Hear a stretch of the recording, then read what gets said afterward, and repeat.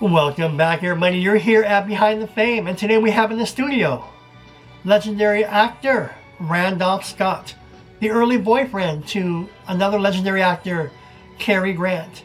Now, growing up as a huge fan of Cary Grant, I refuse to believe it.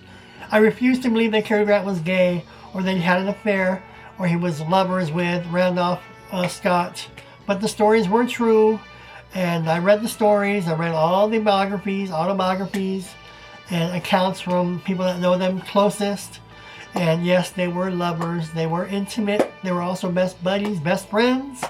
And they both went their separate ways in their careers, but they still remained close until their dying days. All right, so today we're going to be discussing the wonderful life and career of actor Randolph Scott.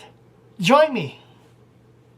Randolph Scott was an American film actor whose career ran from 1928 to 1962.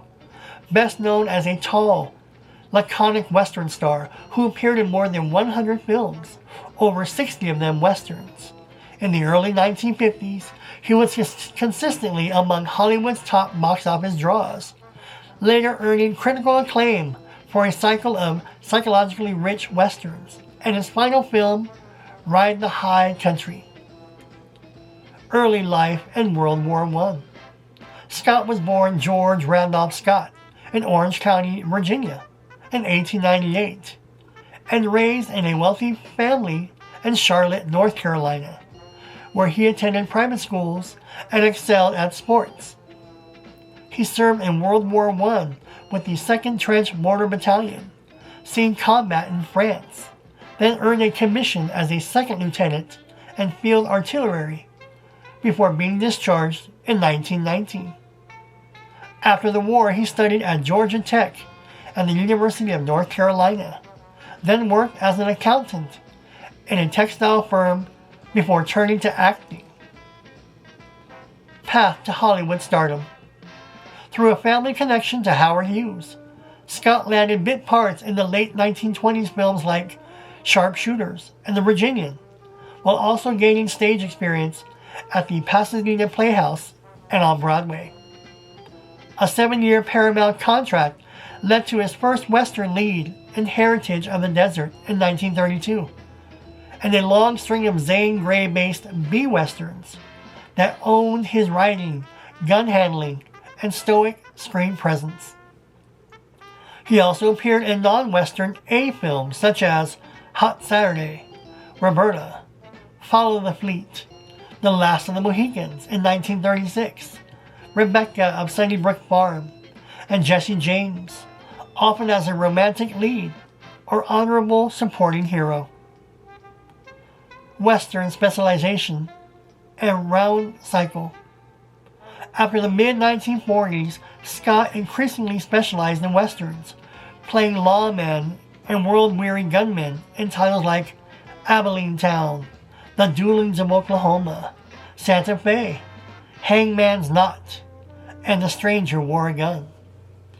In the late 1950s, he formed Ranon Productions with producer Harry Joe Brown and made a celebrated series of lean adult westerns directed by Bud Boticker, 7 Men from Now, The Tall T, Decisions at Sundown, Buchanan Rides Alone, Ride Lonesome, and Comanche Station, known for moral ambiguity, sparse dialogue, and stoic haunted heroes.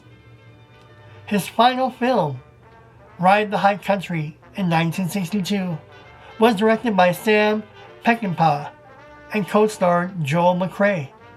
It is regarded as a valedictory Western about aging lawmen and the passing of the Old West. Later years, wealth, and personal life.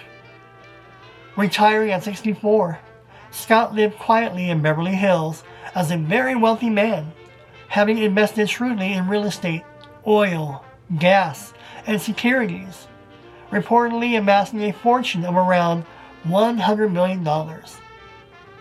He first married heiress Marianne DuPont in 1936. They divorced in 1939. Then married actress Patricia Stillman in 1944. Together they adopted 2 children, Sandra and Christopher. Longtime friends with Fred Astaire and Cary Grant, with whom he shared Bachelor Hall in Malibu in the 1930s.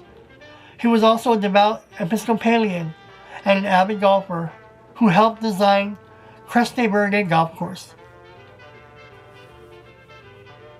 Politics, honors, and legacy. An active Republican, Scott joined the Hollywood Republican Committee and publicly supported Thomas Dewey, Barry Goldwater, and Ronald Reagan. He died of a heart and lung ailments in Beverly Hills in 1987. He was only 89 and was buried in Charlotte, North Carolina, beside his wife, Patricia. Scott was inducted into the Western Performers Hall of Fame, received a Golden Boot Award, and has stars both on the Hollywood Walk of Fame and the Palm Springs Walk of Stars. His quietly heroic Western persona remains highly respected among genre historians and fans. That was the wonderful life and extraordinary career of actor Randolph Scott. Randolph Scott was a very handsome actor. All the women adored him. A lot of men desired him, such as Cary Grant. What are your thoughts on the career of Randolph Scott? He made some awesome films. I don't think he ever did a really bad film. I've seen many, not all of them, but I've seen many of Randolph Scott in his films. And yes, they're all westerns, but each character that he plays, they're unique in their own right, and he makes them believable. So you don't see Randolph Scott, you see the character that he's portraying. What are some of your favorite Randolph Scott memories or films that you remember? Leave them below. I'm interested. Give me your thoughts on the relationship between Cary Grant and Randolph Scott. I'm sure it's already been reported ad nauseum, but again, growing up as a fan of Cary Grant, I refuse to believe it. The rumors. This is way before the internet, right? So it's just basically gossip and he said, she said, or, well, I heard that. Well, this person told me that. So, but then books start coming out, interviews start coming out, personal accounts start coming out, and then you just start to look in between the lines. And but it makes no difference. It doesn't matter.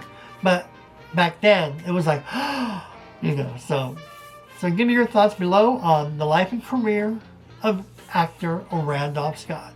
Thank you for joining me here at Behind the Fame, where we celebrate your favorite actors and celebrities of yesteryear. Click subscribe, hit that notification bell, and any questions, comments, or feedback, leave them below. Thank you for joining me, and I'll see you all in the next video.